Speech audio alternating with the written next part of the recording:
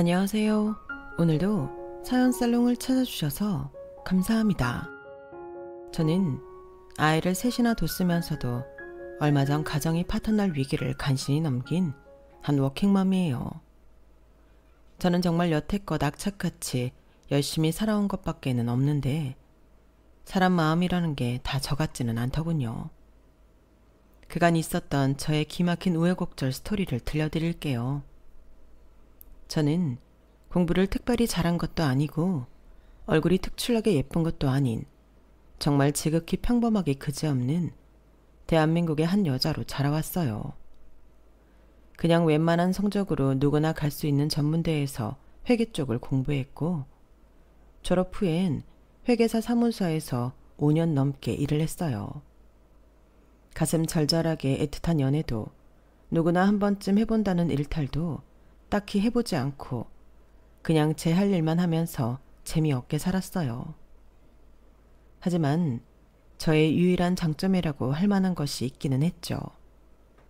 바로 미련할 정도로 우직하고 성실하다는 것이에요. 제 일이라고 생각되면 시간이 얼마나 걸리든 끈질기게 노력해서 해내고 말거든요.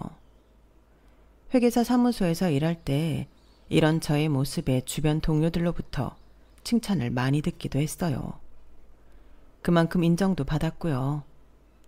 사무소를 그만두기 2년 전쯤 친구의 권유로 공인중개사 공부를 시작하게 되었어요.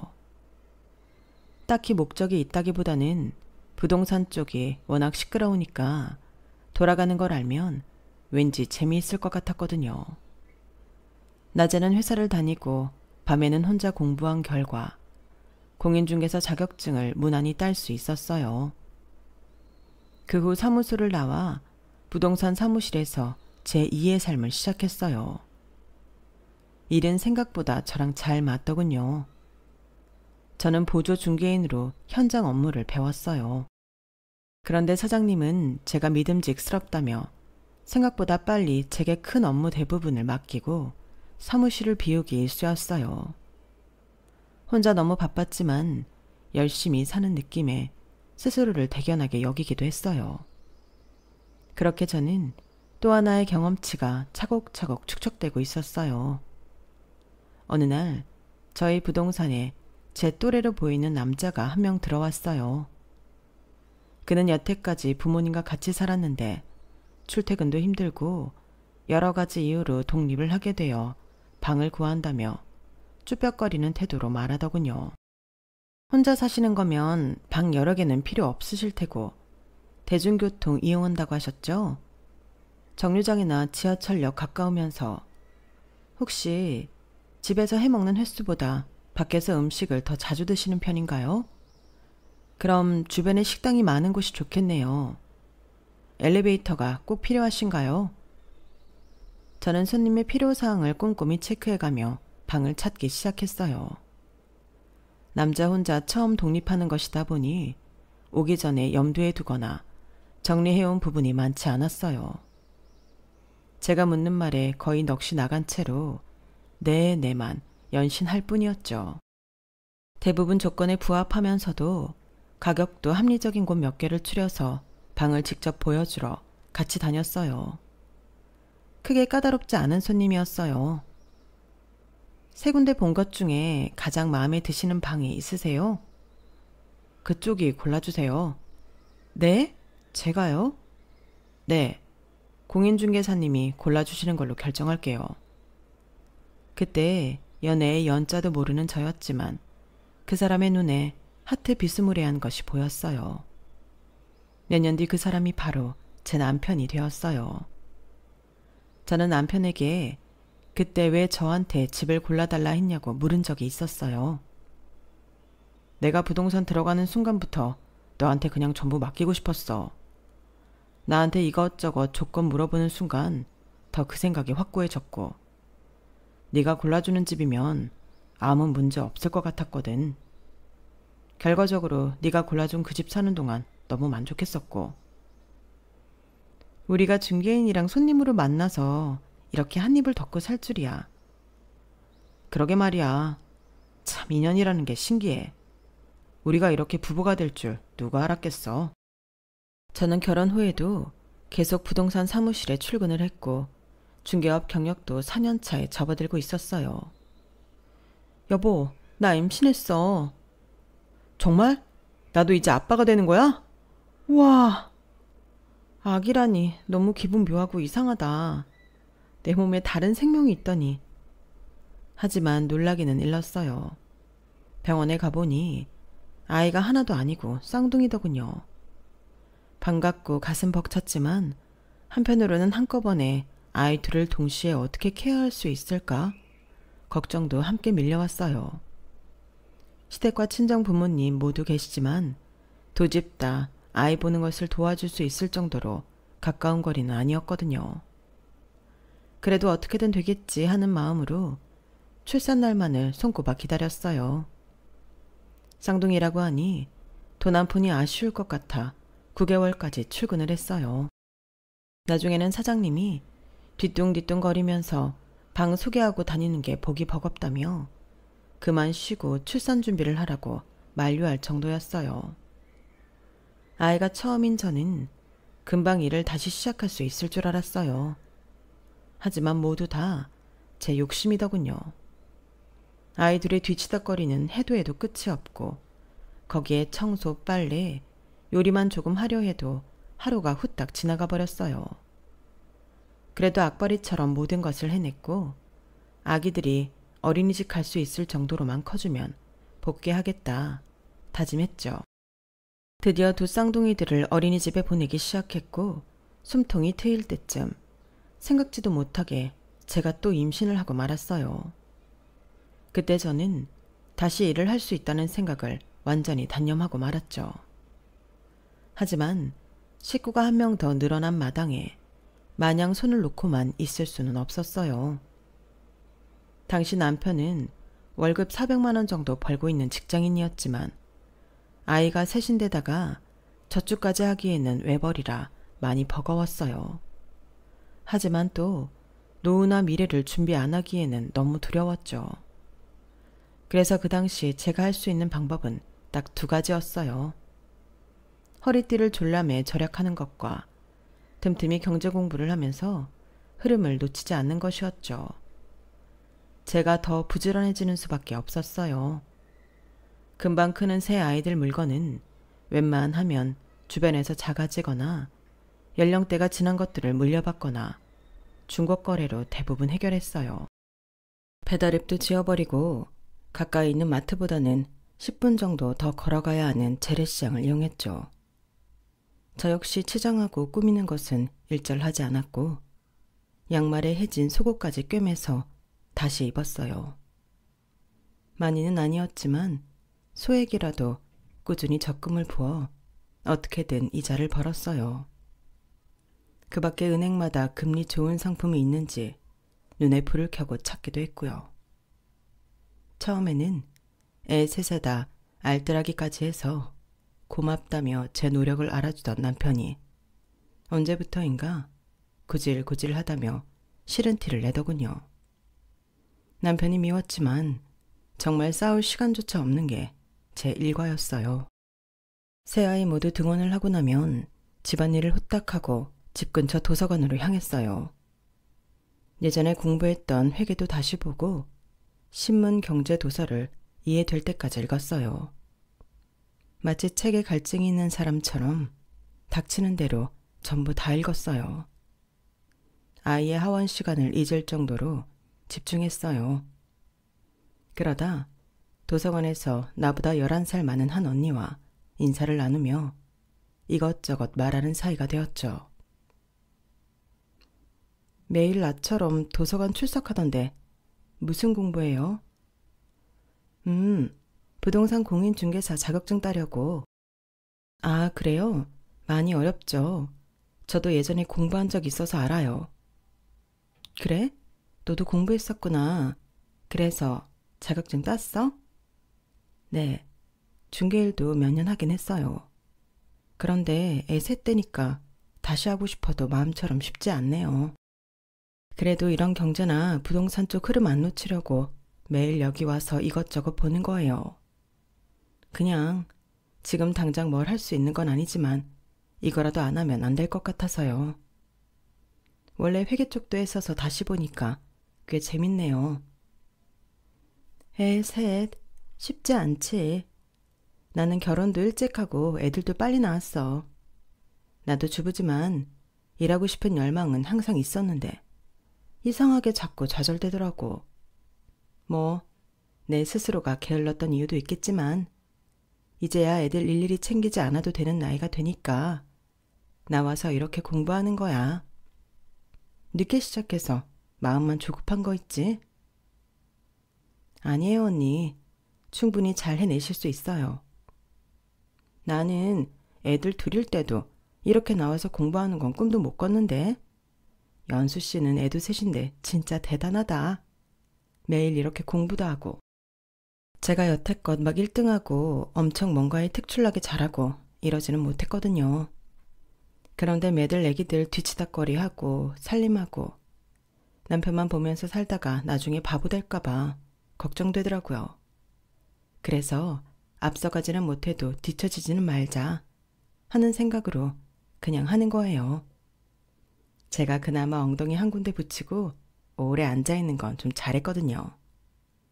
언니, 혹시 도움이 될지 모르겠는데요. 공부하시다가 어려운 거 있으면 저한테 물어보세요. 제가 실무를 좀 했었으니까 아는 부분이라면 잘 알려드릴게요. 고마워요, 연수씨. 그 뒤로 저는 언니와 매일 도서관에서 만나 공부를 했어요. 공부하는 게 이렇게 즐거운 일인 줄 그제서야 알게 됐나 봐요. 서로 다른 공부를 했지만 언니가 모르는 게 있으면 같이 머리를 맞대고 고민하기도 했죠. 그렇게 하다 보니 저도 새삼 모르는 분야의 부동산 공부까지 눈에 들어오더군요. 이런 시간들이 차곡차곡 쌓이고 제 스스로 세상을 보는 눈이 커지는 게 느껴졌어요. 이렇게 서로 발전을 거듭하다 보니 언니는 공인중개사 시험에 우수한 성적으로 합격했어요. 이게 다 연수 씨 덕분이야. 모르는 거 있을 때마다 쉽게 설명해주고 옆에서 많이 도와주고 정말 고마워. 아니에요. 언니 덕분에 저도 같이 재밌게 공부했는걸요. 진짜 축하해요. 우리 나중에 기회가 돼서 같이 일할 수 있으면 좋겠다. 그렇지? 그러니까요. 저도 빨리 애들 키워서 일 다시 하고 싶어요. 그 뒤로 언니는 일을 시작하게 되어 도서관에서 만날 수는 없었지만 자주 연락하면서 좋은 일이나 고민을 나눌 수 있는 사이가 되었어요. 미영 언니는 없었지만 제 공부는 계속되었어요. 하루는 남편이 도서관을 가려고 준비하는 저를 보더니 혀를 끌끌 차면서 얘기했어요. 야, 공부를 하긴 하는 거야? 뭐 증명할 수 있는 성적표도 없으면서 무슨 공부를 한다고? 가서 그냥 도시락이나 까먹고 오는 거 아니야? 가서 도시락을 먹든 책을 보든 시간만 있으면 소파에 누워서 게임이나 하는 당신보다 내가 낫지. 당신도 좀 움직여. 야, 넌 나보다 많이 움직인다면서 왜 그렇게 띠룩띠룩 살이 쪄 있냐? 도서관 갈 시간 있으면 너 스스로 관리 좀 해라. 지금 입은 바지도 곧 터지겠다. 밖에서 누가 널 30대로 보겠냐? 40대라고 해도 믿겠구만. 남편은 제가 도서관에 가서 뭘 공부하는지도 모르면서 쓸데없는 짓거리 하고 다닌다며 걸핏하면 무시하고는 했어요. 본인은 아이들 케어나 집안일 하나도 안 도와주면서요. 가끔은 정말 너무 미워서 이혼하고 싶은 마음도 들었어요. 하지만 새 아이들을 생각하며 꾹 참았어요. 언젠간 저 인간의 코를 납작하게 해줄 날이 올 거라고 다짐하면서요. 그래서 더 독하게 공부했어요. 하지만 그러다 몸에서 결국 사달이 나고 말았어요. 제가 원래 허리 쪽이 안 좋았는데 장시간 앉아있다 보니 디스크가 고장나고 만 거예요. 수술을 할 정도까지는 아니었지만 앉아도 서 있어도 따라다니는 불편함을 감추기는 힘들었어요. 남편에게 아프다고 하소연하자 오히려 제게 면박을 주더군요. 그렇게 뚱뚱하니까 허리도 못 견디는 거야. 거기다 하루 종일 앉아만 있으니까 더하지. 지금에서야 디스크 터진 게 더 희한하다. 왜 자꾸 살갑고 뭐라 그래? 내가 이렇게 찌고 싶어서 쪘어? 애들 때문에 잠깐 짬날 때 밥을 거의 마시듯이 하잖아. 저녁에도 할 일 다 하고 애들 재우면 늦게 혼자 밥 먹게 되는데 내 몸이 내 맘대로 되겠어? 그러면 당신이 뭐라도 도와주던지. 애들 샤워도 한번 안 시켜주면서 잔소리는? 너 그거 다 구질구질한 변명인 거 알지? 명군의 재수씨 봐라. 전문직이라 돈도 잘 벌고 살림도 잘하고 애 둘도 얼마나 똑똑하게 잘 키우냐? 자기 관리도 열심히 하니까 지금도 20대처럼 보이잖아. 하여튼 못하는 애들이 변명이 더 많아요. 동서랑 나를 비교하겠다 이거지? 당신 말대로 동서는 의사고 서방님 같은 의사라서 형편이 넉넉하잖아. 애들 따로 봐주시는 분도 있으니까 돈도 많겠다. 시간도 많겠다. 그러니까 그렇게 주말마다 골프 치러 다니지. 나도 돈이랑 시간 많으면 그렇게 살 수 있어. 애들 어린이집 가면 쓸데없이 도시락 먹으러 도서관 가지 말고 살이나 빼. 저는 화가 머리끝까지 솟구쳤지만 반박할 수 없어서 씩씩거리기만 할 뿐이었죠. 셋째까지 낳고 다이어트의 골든타임을 놓쳐 살이 제 몸의 일부로 굳어버린 건 제 잘못도 있는 거니까요. 남편이 말한 것처럼 서방님과 동서는 정말 누가 봐도 멋있는 커플이에요. 동서는 피부과, 서방님은 치과를 각자 개원해 운영하고 있거든요. 두 형제뿐인데 본인이나 와이프의 격차가 이렇게나 크다 보니 항상 시모도 저희 둘을 두고 은근히 차별할 때가 있었어요. 올해 시모 생신 때 제가 자진해서 음식을 모두 준비하겠다며 설레발을 쳤었죠. 몇 날 며칠에 걸쳐 음식을 완성했어요. 시모에게 칭찬 드릴 생각에 힘든 줄도 모르고 했어요. 하지만 시모는 제게 고맙단 말 한마디 없었어요. 오히려 바쁜 척 늦게 도착한 동서의 외투까지 손수 받아주며 그러시더군요. 오늘도 환자가 많았나 보구나. 이렇게 힘들게 일해서 어떡하니? 얼굴이 지난번보다 훨씬 더 말랐네. 얼른 이리 와서 이것저것 골고루 먹어봐. 이따 남으면 집에도 좀 싸가고. 시모는 동서 밥 위에 반찬까지 올려주더군요. 잠시 후 시모가 그렇게까지 동서에게 쩔쩔매는 이유를 알 수 있었어요. 어머니, 지난번에 그 레이저 시술 받고 어떠셨어요? 사람들이 다 나보고 얼굴이 환해졌다고 그러더라. 그거 아주 효과 짱이었어. 의사 며느리가 있으니까 이 나이에 물광 피부도 가져보고. 고마워. 우리 둘째 며느리가 진짜 대박이야, 대박. 다음번에 친구분들 같이 모시고 오세요. 저희 병원에서 제일 좋은 걸로만 레이저 해드릴 테니까. 진짜 고마워. 애들이 이러니까 나를 엄청 부러워한다니까. 형님도 한번 오세요, 병원에. 나는 피부 관리하는 거 크게 관심이 없어서. 말만이라도 고마워. 피부 말고 지방 분해 주사 맞으러 오시라고요. 이번에 진짜 효과 좋다는 독일 거 들여놨거든요. 계속 그렇게 살찐 채로 살면 불편하지 않으세요? 저는 그 말에 얼굴이 화끈거렸어요. 남편과 서방님, 시모는 그 옆에서 키득거리고 있더군요. 알았어. 동선의 병원 한번 찾아갈게. 주사 맞는다고 뭐 되겠니? 보통 살찐 게 아닌데. 괜히 둘째 곤란한 일 만들지 말고 넌 가지 마. 남들은 집안일만 해도 살이 쑥쑥 빠지는데 첫째는 어떻게 된 거냐? 예쁘고 날씬한 데다 의사라는 전문직까지 하고 있는 동서한테 당연히 더 정이 가겠지만 아무리 그래도 여러 식구들 앞에서 저를 저렇게 얘기했을 때는 정말 뛰쳐나오고 싶었어요. 저는 그날 꼭 운동을 하고 살을 빼겠다는 중대한 결심을 하게 되었어요. 허리에 무리도 안 되고 살도 뺄 수 있는 수영을 좀 시작해볼까? 저는 집에서 제일 가까운 수영장을 알아봤어요. 강습 시간대가 제법 다양하게 있더군요. 하지만 저는 새벽 6시 강습을 신청할 수밖에 없었어요. 아이들이 8시쯤 깨니까 수영하고 샤워도 하고 간단히 애들 먹일 것까지 준비할 수 있는 시간이었죠.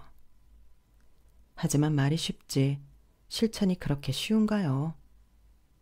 저 역시 맨날 애들이랑 같은 시간에 기상하던 사람이라 2시간이나 일찍 일어나 운동할 상상을 하니 머리가 어질하더군요. 하지만 막상 강습을 시작하니 게을러질래야 게을러질 수가 없더군요. 새벽 6시에 오시는 분들 중에서는 저 같은 주부도 있지만 수업 후 직장을 가는 분들이 대다수였어요. 그렇다 보니 생활 패턴이 정해진 분들이라 어지간한 일이 아니면 무조건 출석을 하시더군요. 같이 수업 듣는 분들이 그렇다 보니 저까지 군기가 바짝 들어 열심히 하게 되더군요. 모두 어려워하면서도 재미있어 했어요. 저도 그랬고요. 아무리 휘적거려도 가라앉기만 해서 수심 깊은 곳은 갈 엄두도 못 냈죠. 하지만 수영이 점점 몸에 장착되는 느낌이 들었어요. 그렇게 3개월, 6개월, 1년이라는 시간이 흘렀고 저는 수영 실력만 좋아진 것이 아니라 살도 무려 25kg이나 감량할 수 있었어요. 몸이 가벼워지니 수영이 더 잘 되고 그 아팠던 허리 통증까지 사라졌어요. 너무 신기했어요. 몸이 가뿐하고 아픈 곳이 없으니 일상생활에 활력과 생기가 넘치더군요. 공부도 더 잘 되고 머리도 더 잘 돌아가는 것 같았어요. 그러던 어느 날 제게 기쁜 소식이 생겼어요. 결혼하기 전 혼자서 아껴가며 모았던 돈이 있었어요. 1억 8천만 원 정도요. 순수하게 아껴 쓰고 미친 듯이 저축해서 모은 제 돈이었어요. 그러다 엄마가 갑자기 큰 돈이 필요했었는데 그 돈을 제가 들였었어요. 엄마는 그걸로 난처한 상황을 모면할 수 있었고 저는 갚을 생각 안 해도 된다며 손사래를 쳤었죠. 그건 제 진심이었어요. 아쉽기는 했지만 부모님의 곤란한 상황을 해결해드려 편안한 마음이었죠.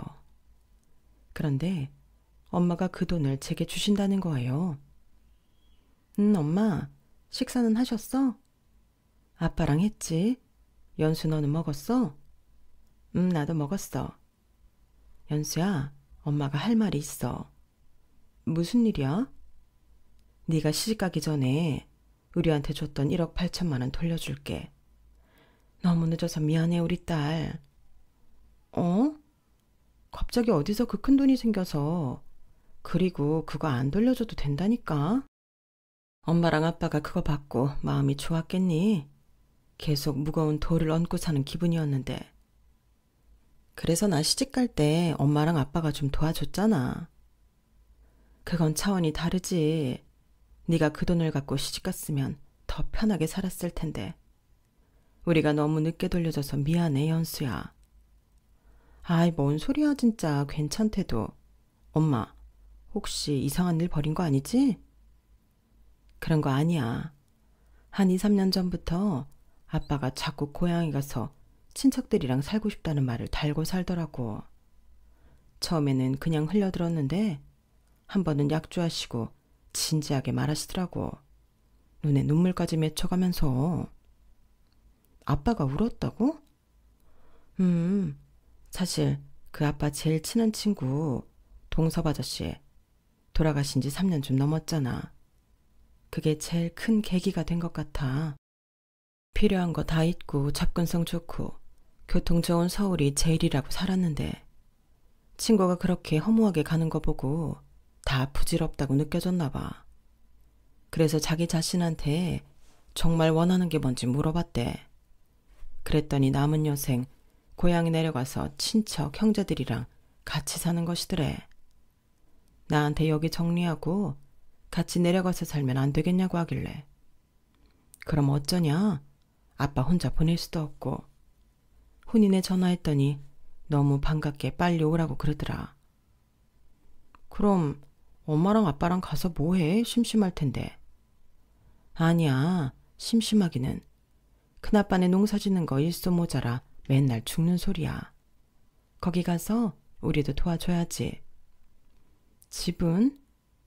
집 때문에 거길 한 5번 왔다 갔다 한 것 같아. 엊그제 가서 괜찮은데 계약하고 왔어. 전원인데 꽤 크고 깨끗해. 큰아빠네랑 그렇게 멀지도 않고. 시내도 차 타고 15분이면 가고. 세상에나 집이 여기 2배인데 가격은 절반보다 더 저렴해. 서울은 진짜 집값 문제야 문제. 벌써 계약까지 했어? 아빠야 형제들 다 있어서 그렇다지만 엄마는 거기 가서 안 외롭겠어? 거기에서 이모네까지 1시간밖에 안 걸리더라. 서울에서 가면 3~4시간은 기본인데 오히려 거기가 더 가까워. 심심하거나 먼 일 있으면 이모들 보러 후딱 갈 수도 있고. 나도 좋은 것 같아. 그러네. 엄마도 거기가 낫겠구나. 그래, 잘 결정했어, 엄마. 지금 마음에 제일 걸리는 건 애도 셋인데 너 혼자 서울에 두고 가는 게 좀 그래. 우리 같은 서울이어도 서로 멀어서 잘 못 보잖아. 난 신경 쓰지 말고 엄마랑 아빠 편한 대로 해. 애들도 가끔 시골 가서 놀고 하면 훨씬 좋지. 미안해, 연수야. 지금은 그냥 엄마랑 아빠 둘만 생각할게. 그럼 당연하지. 둘이 괜찮다면 나는 다 좋아요. 맞다.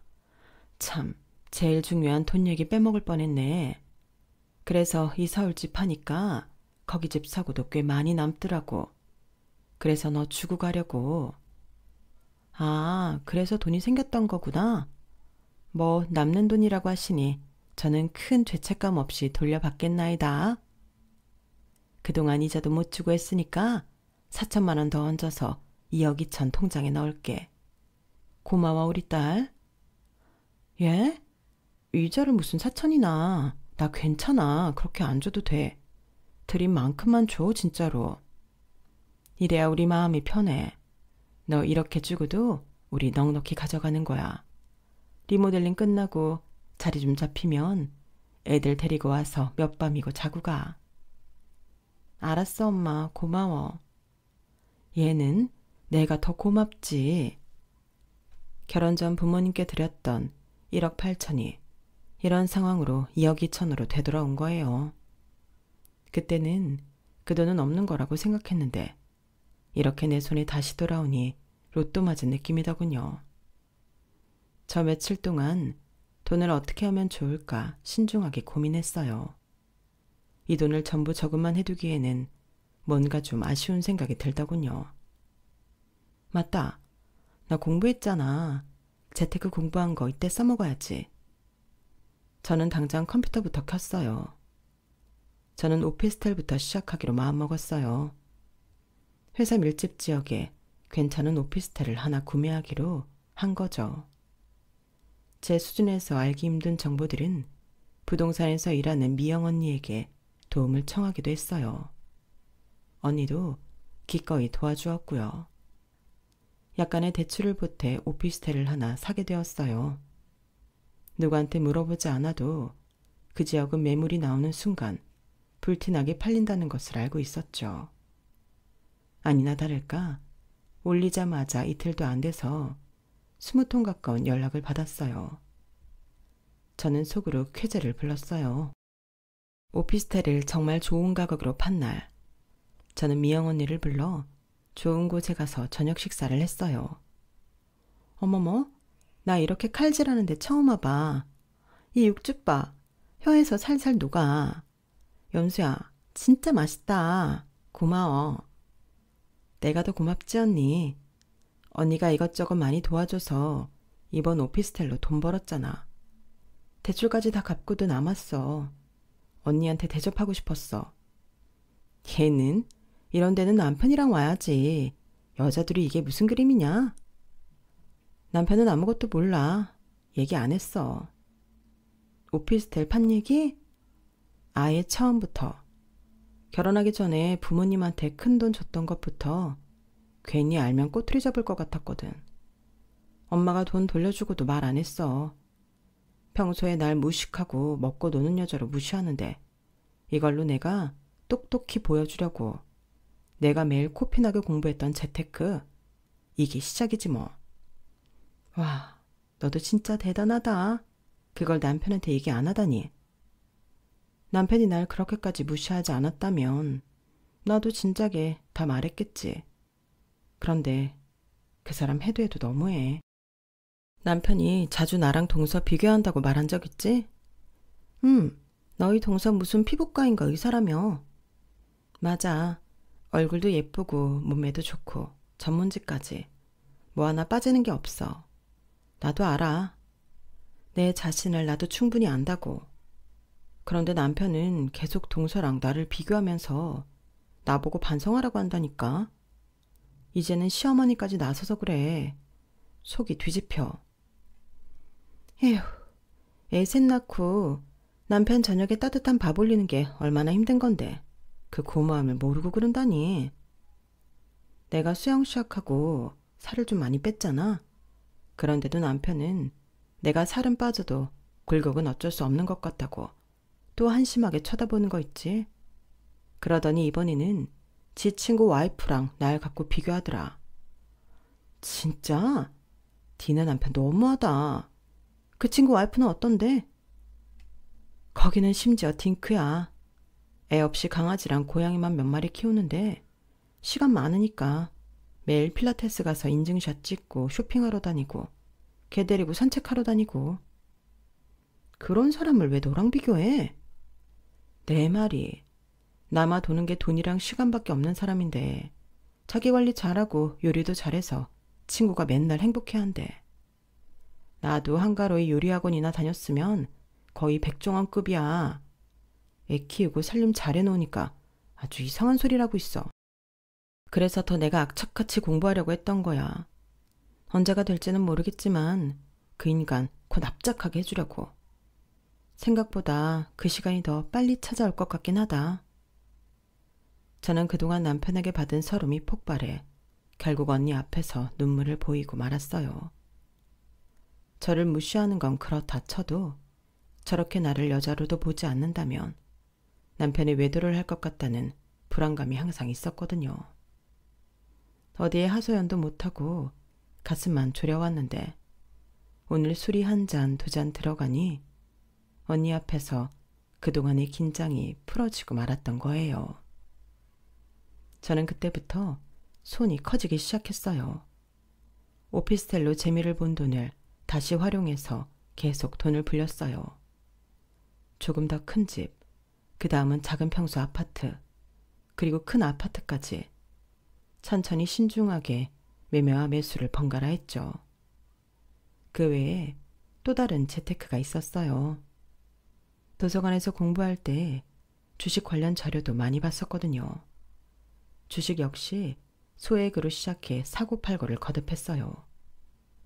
처음에 100만 원으로 시작한 주식은 결과적으로 제게 7천만 원이라는 수익을 안겨다 주었어요.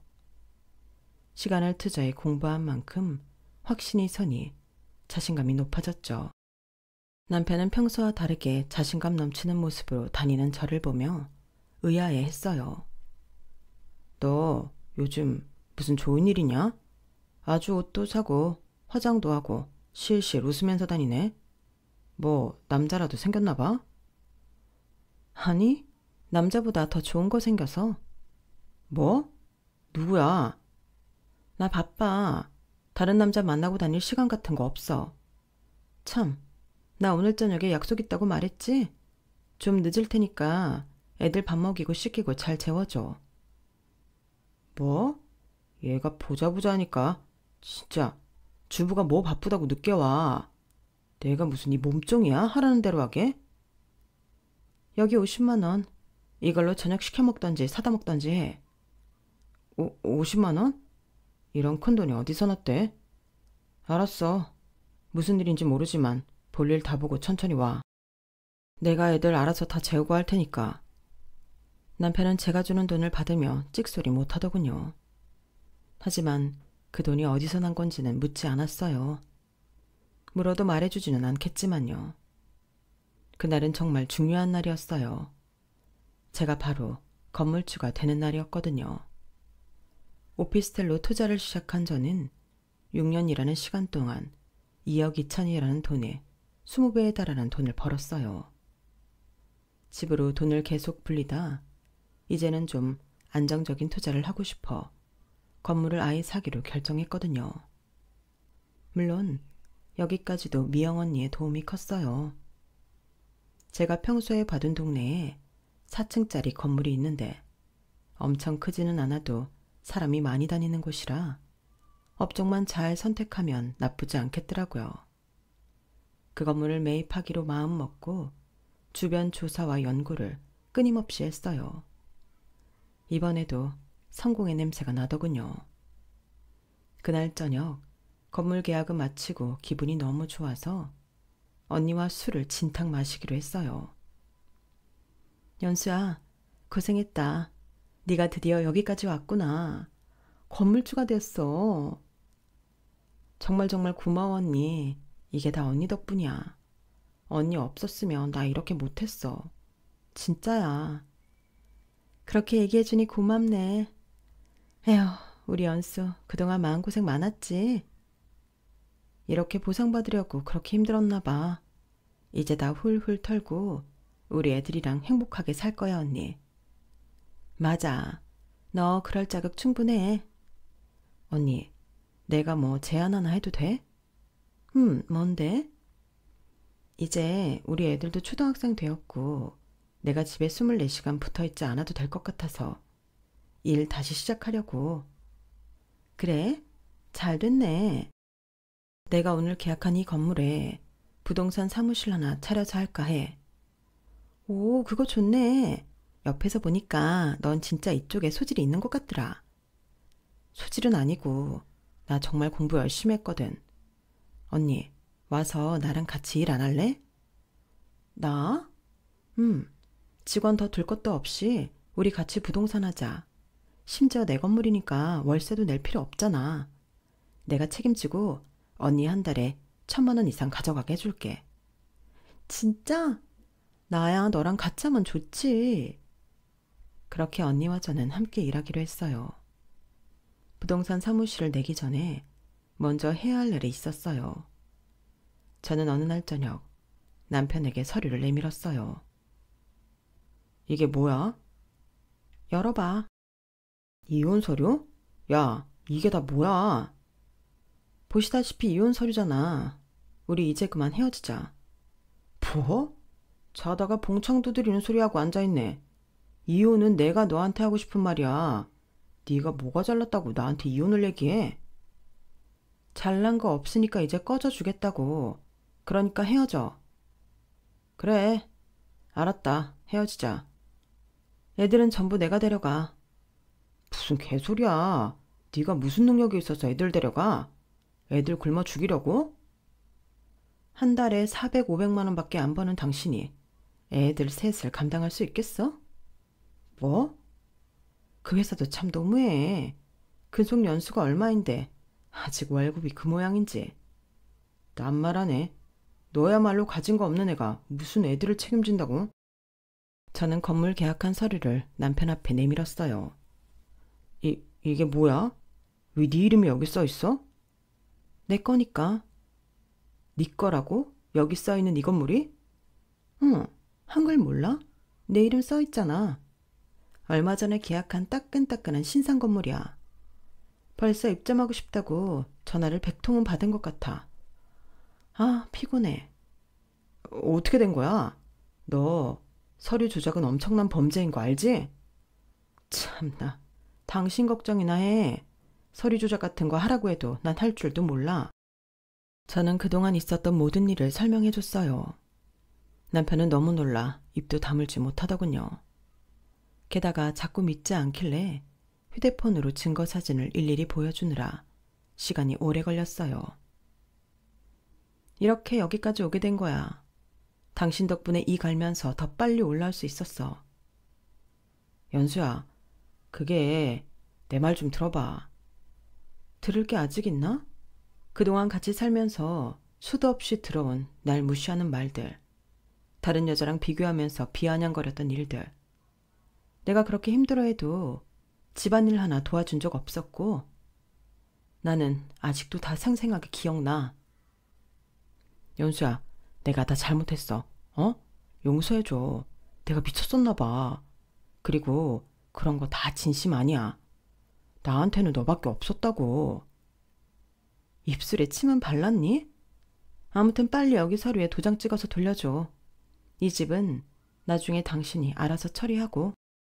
제발 그렇게 화만 내지 말고 내 말 좀 한 번만 들어봐. 응? 당신은 나랑 살면서 내 말 한 번이라도 들으려고 노력한 적 있어? 미안해. 진짜 미안해. 내가 다 잘못했어. 우리 이렇게 쉽게 끝내지 말자. 애들이 셋이야. 응? 언제든 쉽게 날 버릴 것처럼 말한 건 당신이었어. 내가 얼마나 불안 속에서 살았는지 당신은 몰라. 그런데 이제는 당신 필요 없어. 애들만 데려가면 돼. 연수야, 내가 진짜 노력할게. 그동안 너한테 잘못한 거 진짜 미안해. 기분 풀릴 때까지 나 때려. 실컷 때려. 남편은 눈물 콧물 흘리며 무릎을 꿇고 두 손을 싹싹 빌고 있더군요. 속으로 얼마나 통쾌했는지 몰라요. 그래도 근엄한 표정으로 저는 말을 이어갔어요. 정말 당신 잘못 뉘우치는 거야? 당연하지. 내가 또 그러면 사람 새끼가 아니야. 맹세할게. 하지만 내가 당신한테 당하고 산 게 10년이 넘었어. 이제는 그렇게 쉽게 당신 믿지 않아. 그럼 내가 어떻게 하면 좋을까? 네가 말해봐. 당신한테 6개월 시간 줄게. 변한 모습을 나한테 보여줘. 저는 남편에게 떨어져 살면서 스스로 반성하고 바뀌어가는 모습을 보여달라고 요구했어요.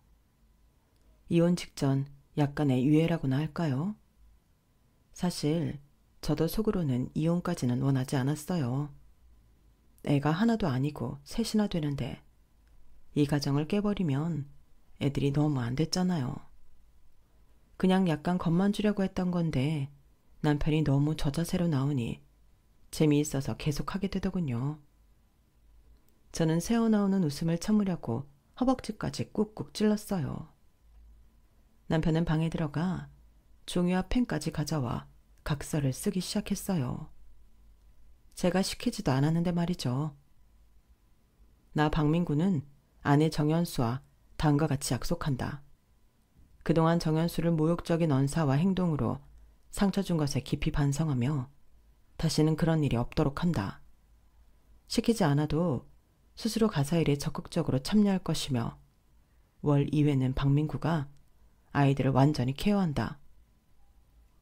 여기 적은 것들 진짜 지킬 수 있어서 적은 거 맞아? 그럼 무슨 일이 있어도 꼭 지킬게. 나 지켜봐줘. 진짜 다른 사람이 될게. 진짜 마지막으로 믿어볼게. 그럼 그동안 좀 떨어져 지내자. 뭐? 떨어져 있자고? 회사 근처에 단기로 지낼 수 있는 방 구해서 나가 있어. 나는 애들이랑 여기서 지낼게. 굳이 떨어져 있으면서까지 날 지켜봐야 되는 거야? 같이 붙어 있으면 흐지부지 되겠지. 그리고 내가 전화하면 당장 뛰어오고.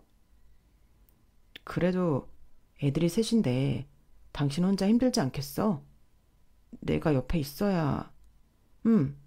더 어릴 때도 다 나 혼자 봤는데 뭐. 그리고 내일부터 도우미 아주머니 오시기로 했어. 걱정 안 해도 돼. 당신은 지금 빨리 짐을 싸서 나가보도록 해. 내가 필요할 때 빨랑빨랑 와야 돼. 남편은 간단히 짐을 싸서 터덜터덜 나가더군요. 저는 정말 6개월 넘는 시간 동안 남편의 변화 과정을 지켜봤어요. 같이 살지는 않았지만 시간이 있을 때마다 안부를 묻고 아이들과 영상통화를 다정하게 하더군요. 주말에는 집에 와서 청소도 해주고요. 본인도 하다 보니 그동안 얼마나 가정에 무심했는지 알아서 깨달은 것 같았어요. 연수야, 정말 그동안 내가 완전 나쁜 놈이었어. 널 사랑해서 결혼해놓고 왜 내 여자를 내가 막대했는지, 한 번도 도와줄 생각은 안 했는지, 새 아이가 동시에 울 때 왜 달래지 않고 문을 닫고 나간 건지 지금 생각하니 다 후회돼. 정말 미안하다. 눈물로 용서를 비는 남편을 보고 제가 어떻게 했을까요? 저도 그렇게 모진 사람은 못 되나 봐요. 저희는 다시 살림을 합쳤고 신혼으로 돌아간 느낌으로 살고 있어요. 남편은 회사를 그만두고 제 건물에 들어와서 작은 토스트 가게를 차렸어요. 직장인들이 아침에 몰려들어 정신없이 바쁘지만 그래도 밝은 얼굴로 일하더군요. 제가 미영 언니와 함께 일하고 있는 부동산 사무실 역시 눈코 뜰 새 없이 바쁘게 돌아가고 있답니다.